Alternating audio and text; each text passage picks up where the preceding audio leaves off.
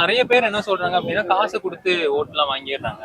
நான் அதனால மாற்றங்களை எதிர்பார்க்கறது ரொம்ப கஷ்டம் அப்படின்னு சொல்றாங்க. காசு வாங்கிக்கோங்க, நம்ம காசா குடுக்குறாங்க, அது வாங்குறது தப்பு கிடையாது. வாங்கிட்டு யோசிச்சு ஓட்டு போட வேண்டியதான். அவங்களுக்கு தெரியும் போது நீங்க யாருக்கு ஓட்டு போட்டீங்கன்னு. பாரதிய ஜனதா கொடுக்குறாங்க, காங்கிரஸ் கொடுக்குறாங்க, டிஎம்கே கொடுக்குறாங்க, ஏடிஎம்கே கொடுக்குறாங்க, என்னென்ன கட்சி இருக்கோ எல்லா கட்சியும் இப்போ காசு கொடுக்குறாங்க.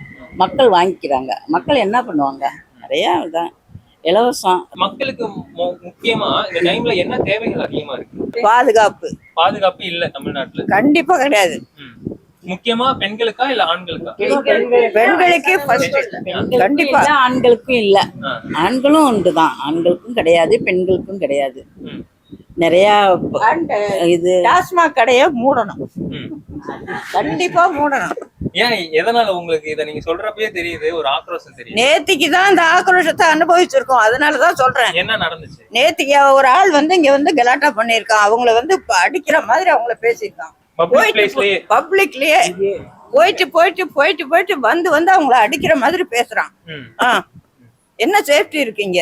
இவ்வளவு பப்ளிக்ல இவ்வளவு இதுல ஒரு போலீஸ் கிடையாது. இது ரெண்டு சொல்லிருக்கீங்க. இந்த ரெண்டு தான் குறைகளா இருக்கா இல்ல வேற என்னென்ன குறைகள் இருக்கு? இப்போதைக்கு ஞாபகத்துல இந்த ரெண்டு தான் இருக்கு. குறைகள் நிறைய தான் இருக்கும், நிறைகள் தான் கம்மி.